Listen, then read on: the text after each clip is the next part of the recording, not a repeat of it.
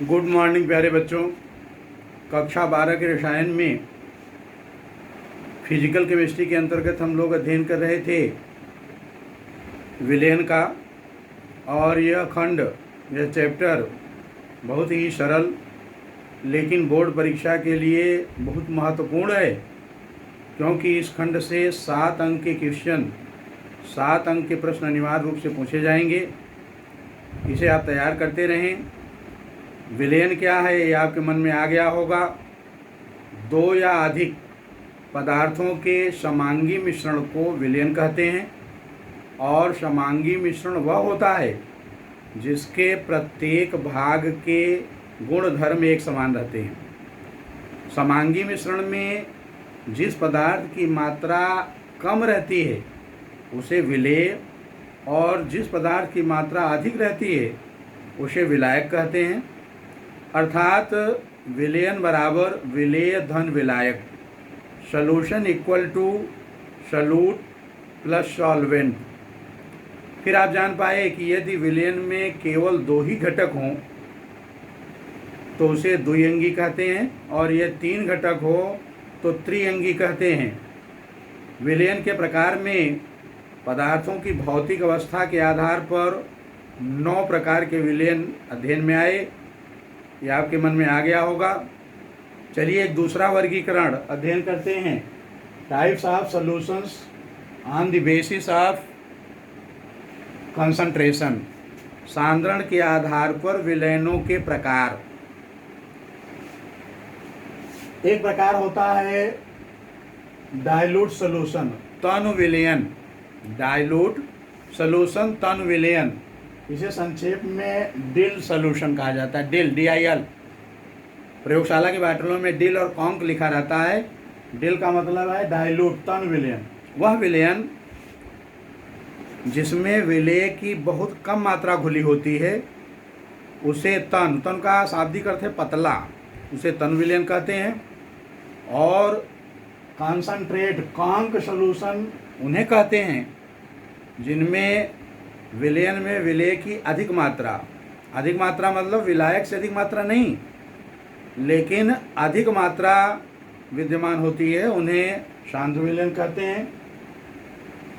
Saturated solution, तीसरा प्रकार है विलयन का संतृप्त विलयन। जब एक निश्चित ताप पर विलायक की निश्चित आयतन में विलेय की अधिकतम मात्रा जितनी घुली हो तो उसे उस ताप पर संतृप्त विलयन कहा जाता है।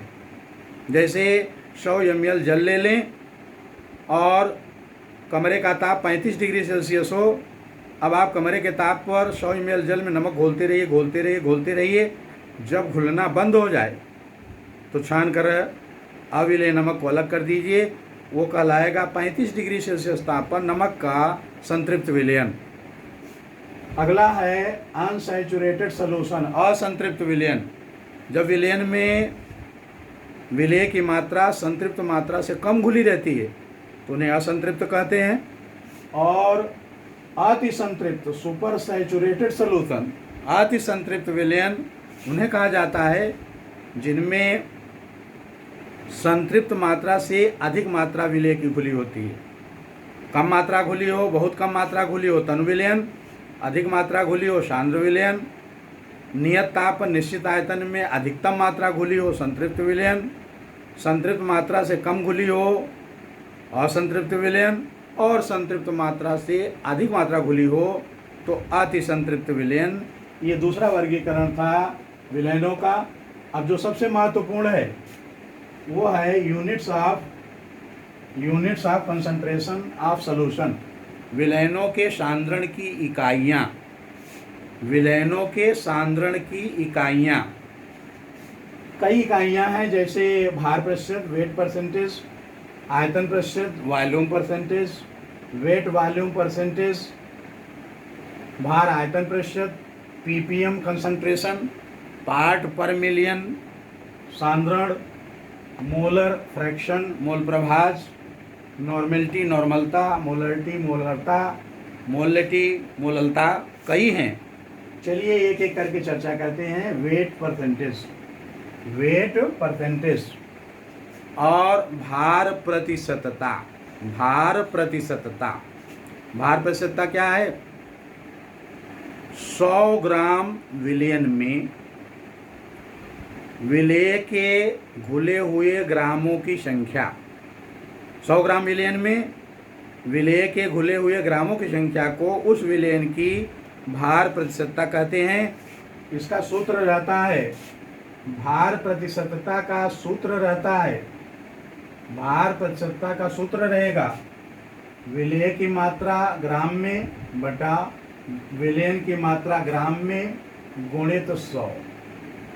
विलेय की मात्रा ग्राम में बटा, या विलेय का भार ग्राम में बटा विलयन का भार ग्राम में गुणित 100। अब इसे आप इस तरह से समझ सकते हैं कि यदि यह कहा जाए कि 400 ग्राम जल में 12 ग्राम सुक्रोज घुला है। 400 सुक्रोज का विलयन है। सुक्रोज विलयन के 400 ग्राम में 12 ग्राम सुक्रोज घुला हो तो इसके भार प्रतिशत की गणना कीजिए। तो इस प्रश्न में स्मॉल डब्लू कितना है? 12 ग्राम। कैपिटल डब्लू कितना है? कैपिटल डब्लू है इसमें 400 ग्राम। 400 ग्राम। अब अगर ये इसका भार प्रतिशत निकालें, आप भार प्रतिशत निकालेंगे तो फार्मूले में आप रख दीजिए 12/400 इंटू 100। देख लीजिए फिर से, विलेय की मात्रा ग्राम में, विलयन की मात्रा ग्राम में गुणित 100। तो इसे काट दें तो 2 शून्य कट जाएंगे और 4 3 12। कुल इसकी भार प्रतिशतता है 3%। कितनी भार प्रतिशतता है? 3%। तो इस तरह से आप, अगर आपको विलयन की मात्रा ग्राम में, विलेय की मात्रा ग्राम में पता हो तो विलयन की भार प्रतिशतता बड़ी आसानी से इस सूत्र से गणना कर लेंगे। विलेय का भार ग्राम में बटा विलयन का भार ग्राम में गुणित 100। चलिए अब दूसरा देखते हैं। दूसरा देखते हैं वॉल्यूम परसेंटेज। वॉल्यूम, आयतन प्रतिशतता। आयतन प्रतिशतता 100 मिलीलीटर विलयन में उपस्थित विलेय के मिलीलीटरों की संख्या। 100, पहले ग्राम कह रहे थे, मिलीलीटर कह रहे हैं। 100 मिलीलीटर विलयन में उपस्थित विलेय के मिलीलीटरों की संख्या कहलाती है उस विलयन की आयतन प्रतिशतता। आयतन, वॉल्यूम परसेंटेज निकालने का फार्मूला होता है स्मॉल v अपान कैपिटल V इंटू 100। जैसे यह कहें कि एल्कोहल के जलीय विलयन, एल्कोहल के जलीय विलयन के 600 मिलीलीटर में 40 मिलीलीटर एल्कोहल विद्यमान हो तो इसके आयतन प्रतिशत की गणना कीजिए। तो जो प्रश्न अभी बोले उसमें विलेय का आयतन कितना है? 40 ml। विलयन का आयतन कितना है? Capital V 600 ml। और सूत्र में अगर रखेंगे तो वॉल्यूम परसेंटेज आ जाएगा 40/600 गुणित 100। अब इसे हल कर लेंगे। 40 में 6 का भाग दे देंगे तो 6 छंग 36, 6 छंग 36, ये इतना प्रतिशत आ जाएगा। तो ये है इसका आयतन प्रतिशतता। अगला है weight volume percentage. Weight volume, भार आयतन प्रतिशत। भार आयतन प्रतिशत 100 मिलीलीटर विलयन में उपस्थित विलेय के ग्रामों की संख्या भार प्रतिशतता कहलाती है। तो यहाँ रहेगा सूत्र भार प्रतिशतता का, भार आयतन प्रतिशतता का स्मॉल w अपान कैपिटल V इंटू 100। अब जितनी विलेय की मात्रा हो उसे आप ग्राम में लिखिए, जितना आयतन हो उसे मिलीलीटर में लिखिए, 100 का गुणा कर दीजिए, हल करेंगे तो आ जाएगा। सरल गणनाएं हैं, बड़ी आसानी से आप हल कर पाएंगे। अगला है अन्य की तुलना में, इनके तीनों की तुलना में ज़्यादा महत्वपूर्ण है ppm कंसंट्रेशन। जब विलयन में विलेय की बहुत कम मात्रा घुली होती है तो part per million ppm part per million concentration की गणना की जाती है। और विलयन के 10 के घात 6 विलयन के 1 मिलियन ग्राम में उपस्थित विलेय के ग्रामों की संख्या को विलयन की पीपीएम सांद्रता कहलाती है। पीपीएम सांद्रता। आप एक उदाहरण की सहायता समझिए। यदि कठोर जल के एक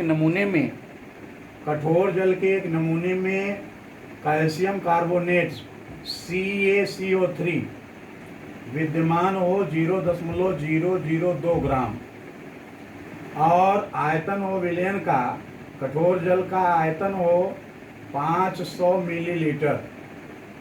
मिलीलीटर। कठोर जल के 500 मिलीलीटर आयतन में कैल्शियम कार्बोनेट के 0.002 ग्राम घुले हों तो पार्ट पर मिलियन कंसंट्रेशन होगा, पीपीएम कंसंट्रेशन होगा 0.002 बटा 500 गुणित 10 के घात 6 विलय की मात्रा ग्राम में बटा विलयन का भार ग्राम में गुणित 10 के घात 6। अब इसे अगर आप हल कर देंगे तो 3 घात कम हो जाएगा, 2 बटा 500 गुणित 10 के घात 3 और अगर इसे हल करें तो 2 बटा 5 गुणित 10 और ये हो जाएगा 10 दूना 20 बटा 5 बराबर 5 चौक 20 5 4 पीपीएम। तो इस तरह से पीपीएम की गणना की जाती है। और विलयन की अन्य जो सांद्रण की इकाइयाँ हैं इनकी तुलना में अधिक महत्वपूर्ण है, तो चलिए इनको ध्यान में रखिएगा, धीरे धीरे याद करिए। अगले वीडियो में विलयन के सांद्रण की अन्य इकाइयों की चर्चा करेंगे। धन्यवाद।